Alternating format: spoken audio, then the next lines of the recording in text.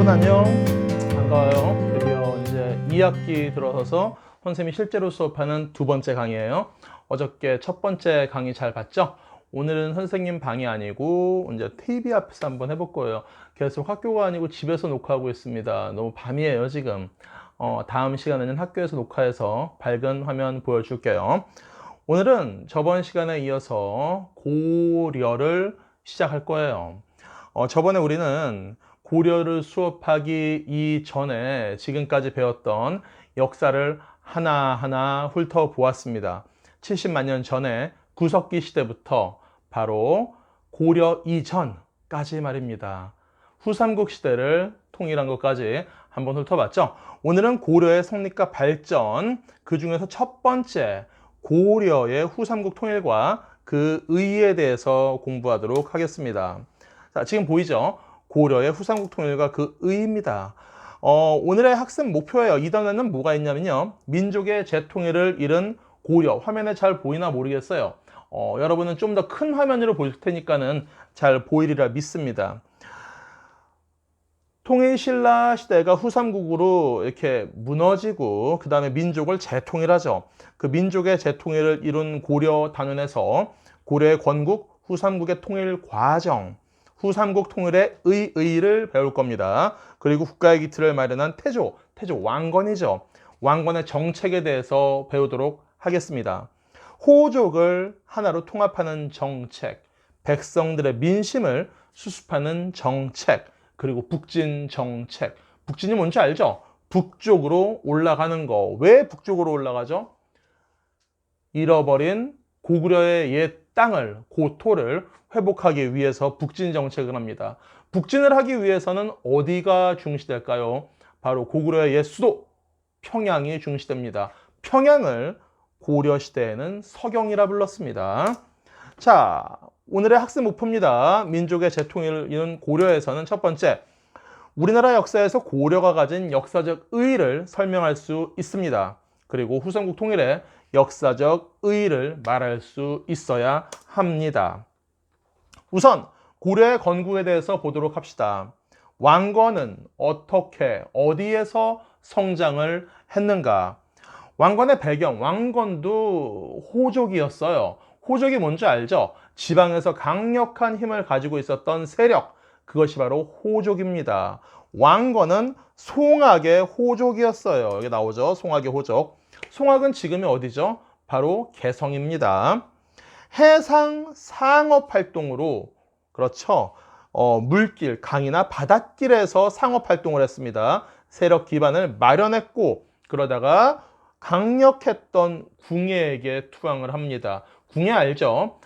반짝 대머리죠? 신라시대의 왕족이었다가 결국은 왕권 다툼에서 밀려나서 지방의 승려가 됩니다. 그리고 한쪽 눈이 없어요. 야사에 의하면은 왕실에서 왕이 계승 다툼을 할 때 아주 어린 아이였던 궁예 왕자를 성에서 던졌고 밑에서 궁녀가 받았는데 안타깝게도 받는 과정에서 궁예의 눈이 다쳤다고 합니다. 아무튼 이거는 중요한 거 아니고요. 궁예는 그렇습니다. 그런데 궁예가 바로 후 고구려를 건국합니다. 정말 강력했죠. 이 강력한 궁예에게 왕건이 투항을 합니다. 궁예는 왕건에게 잘 왔어요. 왔으니까 나는 왕, 너는 왕 밑에 가장 높은 신하가 되렴. 그러면서 시중의 지위까지 올라가게 됩니다. 지금의 국무총리죠. 왕건의 성장 과정은 원래부터 해상 세력이었기 때문에 바다에서의 싸움에 능합니다. 그래서 수군을 지휘하고 후백제 영토인 금성, 지금의 나주죠. 그곳을 점령합니다. 그래서 결국 시중의 지위에 오르게 됩니다. 자, 고려 건국 과정을 보도록 하겠습니다. 궁예를 축출합니다. 궁예, 정말 강력한 후 고구려의 왕이었던 궁예. 그러나 이렇게 강했던 궁예도 결국은 좀 더 문란한 정치를 하게 되고 그리고 포악한 정치를 하게 됩니다. 그래서 결국 너무너무 실정이 심하니까는 신하들이 왕건을 추대해서 반란을 일으켜서 궁예는 역사의 저편으로 사라지고 왕건이 지배자가 됩니다. 그러면서 나라 이름을 바꾸죠. 후고구려가 아니고 고려가 됩니다. 고려 또한 고구려 계승의식의 국가입니다. 연호라는 걸 만듭니다. 연호는 바로 천수입니다. 연호가 있다는 거 정말 대단한 거예요. 연호가 뭔지 알아요? 따라하세요. 연호. 연호는 그 해가 몇 년인지를 세는 방법입니다. 올해는 서기 2020년이에요. 바로 이 서기라는 거는 서양의 기원을 얘기하죠. 서양의 예수님 탄생 이후부터 2020년 지났다는 서기라는 연호를 우리는 쓰고 있습니다. 우리만이 아니고 전 세계가 쓰고 있죠. 그런데 옛날에는 우리나라는 뭐 서기나 단기 그런 걸 쓴 게 아니고 중국의 연호를 갖다 썼습니다. 중국에서 어떤 왕이 황제가 통치하면은 그때부터 자기만의 연호를 만들어서 1년, 2년, 3년, 4년이라고 합니다. 만약에 예를 들어서 선생님이 떡볶이를 좋아합니다. 선생님이 왕이 됐어요. 그럼 선생님이 왕이 된 그 해부터 떡볶이 1년이 됩니다. 선생님의 연호는 떡볶이가 되는 거죠. 그래서 떡볶이 1년부터 뭐 25년까지 통치하다가 선생님이 죽고 선생님 아들이 왕이 됐습니다. 그러면 선생님의 아들은 김밥을 좋아했어요. 그럼 연호를 김밥이라고 하는 겁니다. 김밥 1년, 김밥 2년. 이렇게 자기만의 연호를 씁니다. 그런데 우리 민족, 우리나라, 삼국이나 그런 나라들은 다 중국의 연호를 갖다 썼어요. 우리가 중국보다 약했으니까요. 그런데 왕건은 자기만의 연호를 만듭니다. 이거는 바로 자주성의 표현이죠. 우리도 중국만큼 강하다. 아니, 중국보다 더 강하다. 그러니까 우린 우리만의 연호를 사용하겠다. 이것이 바로 태조 왕건의 자주성이라고 할 수 있습니다. 그러면서 철원에서 송악으로 수도를 옮깁니다. 후삼국의 통일 과정이에요. 고려와 후백제가 대립을 합니다. 고려, 왕건의 고려, 후백제, 아주 강력한 군인이었던 견훤의 후백제. 후백제가 먼저 만들어졌어요. 후고구려보다. 그리고 강력했죠. 후백제는 상당히 셌어요. 그 대신에 신라를 되게 싫어했어요. 그래서 신라하고 맨날 싸웠습니다. 신라는 약했고 후백제는 강했고 뒤에서 배우겠지만 여러분들 생각해 보세요. 정말 내가 힘이 약해요. 그런데 여기에는 아주 힘이 세면서도 착한 친구가 있고 여기엔 힘이 센데 나쁜 친구가 있어요. 맨날 날 괴롭혀요. 그러면은 힘이 약한 나는 둘 다 힘이 센데 날 괴롭히는 친구를 좋아하겠어요? 착한 친구를 좋아하겠어요? 착한 친구 좋아하겠죠? 바로 이 친구가 고려, 이 친구가 후백제입니다. 신라는 후백제한테 먹히느니 후백제한테 점령 당하느니 차라리 내가 고려한테 나라를 갖다 바치겠다라고 해서 신라는 고려에게 항복을 합니다. 이따 배우겠습니다. 자, 가볼까요? 후백제가 경주를 습격합니다. 신라의 경혜왕을 죽이고 경순왕을 왕으로 만들죠. 고려의 친신라 정책, 아까 얘기했습니다. 공산, 지금의 대구죠. 후백제와 싸웁니다. 신라 보호해주죠. 고려는 패배했지만 신라의 민심을 얻습니다. 고려의 주도권 장악합니다. 고창전투에서 승리하면서 고려가 점차 후삼국의 최강자가 돼갑니다. 결국 후백제 견훤이 귀순하죠. 이게 뭔 얘기죠? 후백제를 만든 견훤이 왕건에게 항복을 합니다. 이것도 참 슬픈 일이에요. 후백제에서 네 분이 있었습니다. 간단하게 얘기하면은 견훤한테는 아들이 많았어요. 그런데 왕을 누구한테 물려주는 게 맞죠? 첫째한테 물려주는 게 맞죠. 그런데 이 견훤은 첫째보다는 다른 아들이 이뻤어요. 그래서 다른 아들, 막내한테, 어린애한테 그냥 너 왕해 뭐 이런 식으로 하니까는 계속 전장에서 아빠와 함께 전장을 휩쓸고 다니던 첫째 아들이 아빠를 그냥 몰아내고 자기가 왕이 됩니다. 그러면서 견훤을 금산사라는 절에다 가둬요. 이 견훤이 좀 생각이 있었으면 뭐 내가 잘못했구나. 그래 아들한테 첫째 아들한테 왕 주고 이제 난 여기 살아야지. 그렇게 했어야 됐는데 도망가요. 도망가서 왕건한테 붙습니다. 그리고 자기가 만든 나라, 자기 아들의 나라를 자기 손으로 파괴하죠. 안타까운 일입니다. 자, 봅시다. 후백제 견훤이 귀순합니다. 후백제 네 분이 일어나죠. 신검 아들입니다. 아들이 견훤을 내쫓고 왕이 됩니다. 견훤 고려에 귀순합니다. 참 안타까운 얘기입니다. 그리고 신라 경순왕이 항복을 합니다. 경순왕이 스스로 나라를 고려에 넘겨주죠. 후백제 멸망. 왕건이 후백제군 격파합니다. 자, 여기 지도 보시면 지도가 화면에서 잘 보일까 모르겠습니다. 뭐 이거는 뭐 그런 지도예요. 여기가 바로 한반도 지도고요. 여기가 바로 후백제, 그리고 신라, 그리고 왕건의 고려입니다.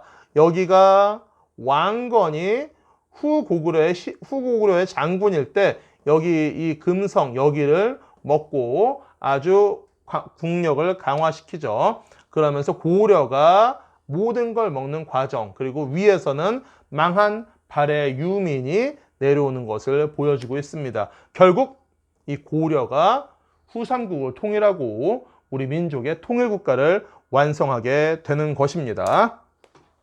자, 그 다음 볼까요? 후삼국 통일의 의, 이거는 정말 중요합니다. 교과서에서 꼭 줄을 치기 바라요. 화면이 정말 잘 보이길 바랄 뿐입니다. 만약에 이 화면이 안 보이면요, 선생님이 이 모든 화면이 써 있는 프린트를 거기다 같이 올려줄 거예요. 그러니까 그 프린트를 보면서 보도록 합니다.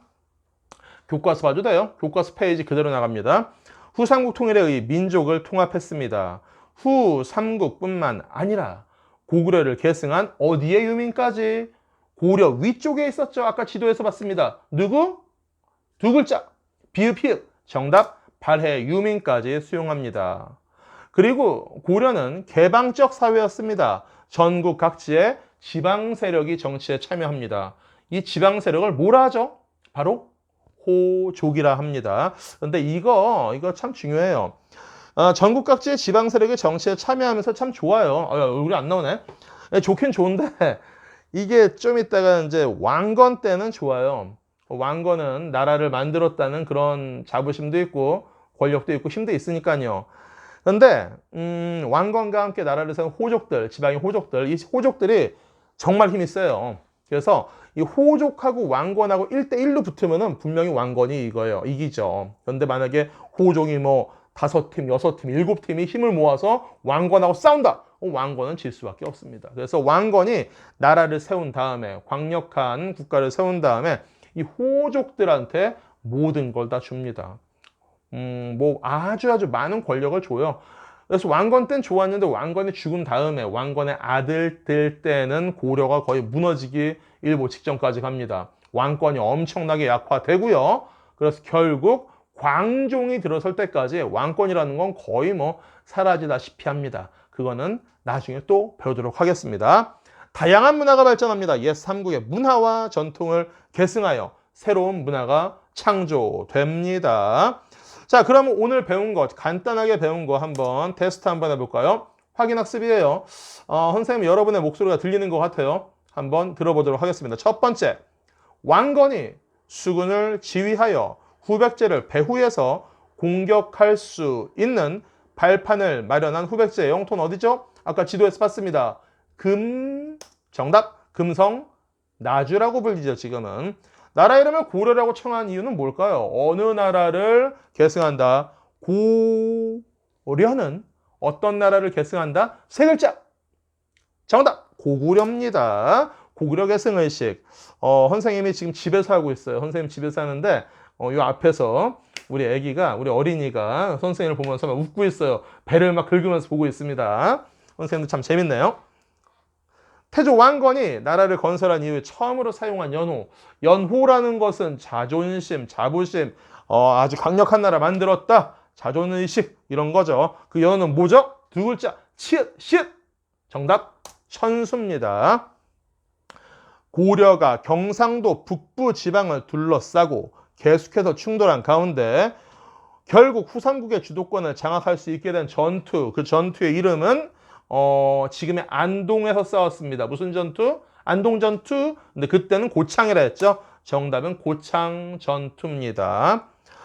발해의 마지막 왕이죠. 대인선의 아들이에요. 발해가 멸망하자 발해 사람들을 거느리고 고려에 귀화한 사람은 뭐 대광현이라 합니다. 이거는 뭐 한번 들어보면 되고요. 오늘의 두 번째 파트예요. 오늘은 수업을 두 개만 할 거예요. 첫 번째 거 후삼국 통일의 과정, 두 번째 거 태조의 정책입니다. 좀 빨리 할게요. 그래야지 여러분들이 힘들지 않을 거예요. 태조의 정책에서의 학습 목표, 태조 왕건이 후삼국을 통일할 수 있었던 요인이 무엇인지 말할 수 있어야 해요. 어떻게 해서 후삼국을 통일할 수 있었나 그거를 알아야 합니다. 태조 왕건이 고려를 통치하기 위해 어떤 정책을 했는지 알아야 합니다. 태조 왕건이 한 정책을 알기 위해선 네 글자가 중요하죠. 훈요 10조, 훈요 10조. 요거 반드시 알아야 돼요. 훈요 10조만 알면은 모든 답이 나올 수 있습니다. 자, 우선 물 한 잔 마시고 할게요. 여러분들도 물 한 잔 마시고 호족 통합 정책이에요. 배경 아까 얘기했던 호족. 지방에서 독자적인 세력을 형성한 호족을 포섭하여 고려 왕조를 안정시킬 필요성이 대두했습니다. 그래서 호족을 포섭하기 위해서 여러 정책을 펼칩니다. 첫 번째, 혼인정책. 왕건과 지방의 호족들의 딸들과 결혼을 합니다. 결혼을 하면 같은 가족이 되죠. 싸우지 않겠죠? 두 번째, 땡땡 정책이죠. 호족에게 왕족의 성씨인 왕씨를 내려준대요. 호족들한테 왕씨를 줘요. 성을 하사했다. 바로 사성정책. 하사했다. 성을 사성정책이에요. 호족 출신 공신들을 출신 지역의 사심관으로 임명해서 다스리게 했다. 사심관이란 용어가 이게 신라 마지막 왕 경순왕이 최초의 사심관이었어요. 이 사람이 나라를 천년왕국 신라를 고려에 바쳤죠. 그리고 경순왕은 죽지 않고 만수무강했어요. 경주의 사심관으로서. 사심관은 그 지역의 지배자를 얘기합니다. 사심관 제도입니다. 따라하세요. 사심관. 기억합니다.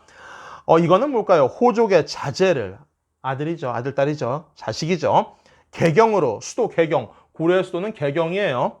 개경으로 데리고 와 지방행정의 차문을 구하면서 동시에 볼모로 잡는 제도. 볼모가 뭔지 알죠? 바로 인질입니다. 이것은 바로 기인제도예요. 인질로 잡는 제도 기억합니다. 그리고 호족들에게 관직이나 토지를 내려줍니다. 자, 한번 다시 볼까요? 호족을 통합하기 위해서 어떤 정책을 했죠? 혼인정책, 호족과 가족이 됐습니다. 사성정책, 호족에게 왕씨성을 하사했습니다. 그리고 호족 출신의 힘 있는 자들을 그 지역의 지배자로 인정을 합니다. 그러면서 이렇게 잘해주면서 너네 내가 잘해주긴 했는데 만약에 말 안 들으면은 너네 자식 없어. 너네 자식은 우리 잡혀있거든. 바로 볼모, 인질, 기인제도, 그리고 호족들에게 관직이나 토지를 내려준다는 거 기억합니다. 오늘의 하이라이트예요. 훈요 10조. 이분이 바로 왕건의 초상합니다. 나이가 좀 있네요. 자, 훈요 10조에 나타난 태조의 정책. 교과서에 그대로 있습니다. 4조. 원래 10개인데 중요한 거 4개, 5개만 뽑았습니다. 4조. 우리나라는 사람과 땅이 중국과 다르니 중국의 제도를 본뜰 필요는 없다. 거라는 짐승의 나라이니 본받지 말아라. 그러니까 이거는 중국 거를 그저께 따라할 건 없고요. 좋은 거는 받아들이고 기분 나쁜 건 하지 마라. 특히 그런데 거란은 발해를 멸망시켰으니까 거란이 뭐라 말 걸면 대꾸하지 마라. 거란하고 놀지 말아라. 그리고 기회 되면은 중국과 싸워서 그 땅을 먹는 것도 좋다. 북진 정책하는 것도 좋다. 그런 게 바로 여기 있습니다. 여기 있네요. 5조. 서경은 중요한 곳이니 철마다 서경에 가서 머무르게 해라. 완벽한 북진 정책 얘기입니다. 서경 바로 평양이죠. 고구려의 수도. 서경을 중시해서 옛 고구려의 땅을 다시 회복하자. 북진 정책. 6조. 부처님을 모시는 연등회와 여러 신을 모시는 팔관회를 성실하게 해라. 불교 숭상입니다. 7조, 9조 이거는 기억하겠습니다. 자, 여기에서 그러면 우리 반드시 기억해야 돼요. 4조, 5조, 6조 이거는 여러분들이 반드시 알아야 돼요. 이거는 시험에 정말 자주 나오는 단골 손님입니다. 고려의 자주적 입장을 나타내는 강조하는 거는 아까 얘기했죠. 4조고요. 서경을 중시한다는 거 태조의 어떤 정책이죠? 바로 땡땡 정책, 북쪽으로 올라가는 정책, 북진 정책입니다. 불교를 아까 중시한 거 있잖아요. 연등의 팔간에 한 거. 바로 육조라는 거 기억합니다. 자, 이제 민심 수습 정책이에요. 백성들의 마음을 다 모은다. 전란에서, 전쟁에서 계속 힘들었었던 백성들의 마음을 수습하는 정책. 바로 민심 수습 정책이에요. 배경, 귀족들의 대농장, 가혹한 세금, 자연재해, 전쟁, 백성들의 어려운 삶은 지속됐습니다. 이때도 상당히 되게 힘들었어요. 가진 자는 엄청나게 많은 땅을 가지고 있었고 평민들은 송곳 꽂을 땅도 없는 만큼 힘든 시기였습니다. 가혹한 세금, 자연재해, 지금도 자연재해 많이 있죠. 전쟁, 백성들의 삶은 어려웠습니다. 그래서 일정한 원칙을 정해서 세금을 거두게 했고 그리고 되게 가난한 사람들에게 복지정책이었죠. 빈민구제기관을 만들었습니다. 평상시에 비축한 곡식을 봄철에 빌려주고 추수한 후에 가을에 갚도록 하는 제도를 만들었습니다. 이것이 바로 고려시대의 두 글자 흑창입니다. 결과 백성 생활 안정됐고 민심 수습됩니다. 이것이 바로 태조 왕건의 정책입니다. 다음 장 넘어가기 전에 간단하게 정리할게요. 태조 왕건은 호족도 통합하고요, 문화도 통합하고요, 종교도 통합하고요, 그리고 백성들의 마음도 하나로 모았습니다. 결국 강력한 고려를 만든 정복 통일 군주가 되지요. 그러나 왕건이 죽은 다음은 바뀝니다. 자, 북진정책입니다. 배경 고구려 계승의 시기고요. 나라 이름이 고구려와 비슷한 고려니까요. 그리고 무엇을 건설했죠? 지금의 평양입니다. 그리고 고구려의 옛 수도입니다. 거기에다가 서경을 건설합니다. 서경, 서쪽의 수도. 진짜 수도는 개경이에요. 지금의 개성. 개경을 기본으로 해서 서쪽에다가 서경을 만들고 남쪽에는 남경도 만들었습니다. 고구려의 수도였던 평양을 재건하고 주민을 이주시킵니다. 그리고 북쪽으로 전진하는 전진기지로 삼습니다. 영토 확장. 그래서 이 북진정책의 결과 태조 말년에는 청천강에서 영흥까지 영토를 확장합니다. 우리 조선보다는 작지만 그래도 강력한 넓은 나라 만든 고려였습니다. 자, 우선 오늘 두 번째 주제였었죠. 국가의 기틀을 마련한 태조의 정책이었어요. 우리 벌써 25분이나 했어요. 시간 참 빠르죠. 후삼국 통일의 과정에 대해서 봤고요.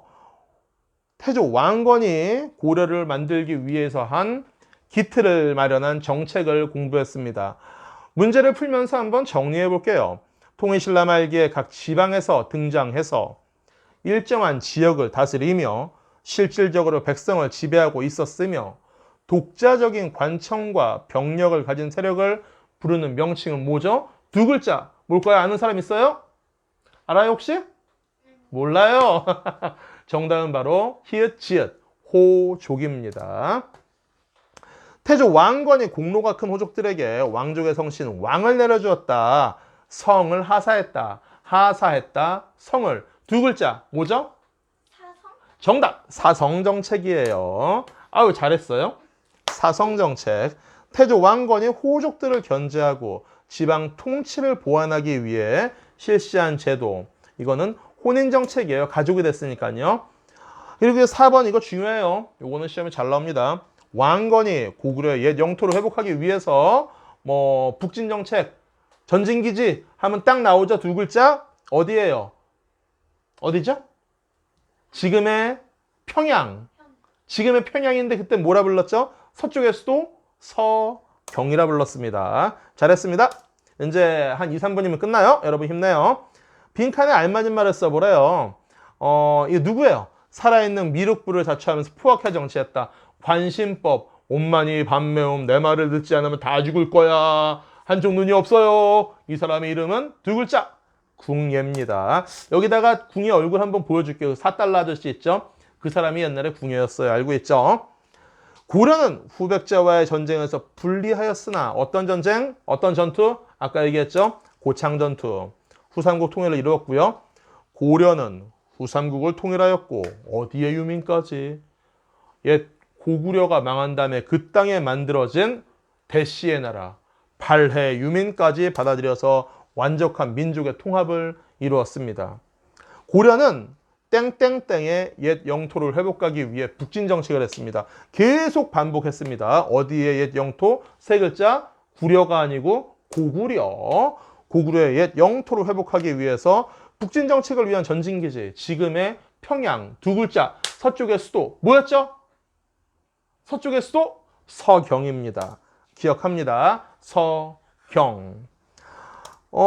태조가 추진한 정책 여기 많이 있어요. 호족을 통합하기 위한 정책 하나의 호족이 되자 바로 혼인정책이었습니다. 기인제도 말 안 들으면 없앨 거야 네 아들 기인제도 그리고 사심관제도 너 호족 너 지방 거기에서 너가 짱해 사심관제도 민심을 수습한다 당연하죠. 세금을 깎아줘야 되겠죠. 그리고 복지제도 흑창을 설치하겠죠. 북진정책하면 뭐죠? 바로 서경을 제경했다. 고구려에 쓰였던 서경을 재건했다는 겁니다.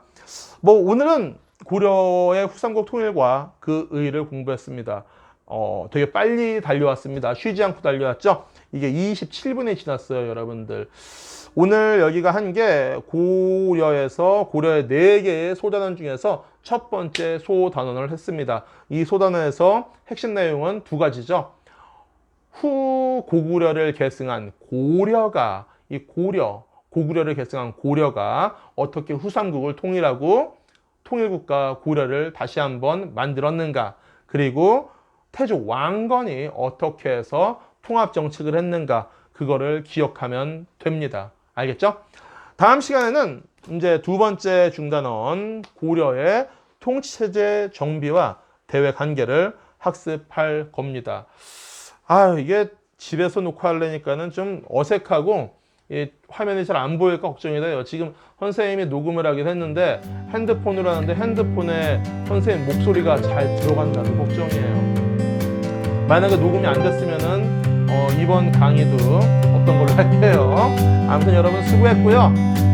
남은 시간 자습하고 푹 쉬고 선생님도 오늘 수업 이걸로 마치겠습니다. 여러분 다음 시간에 만나요. 자, 안녕 인사하세요. 여러분 안녕 수고했어요.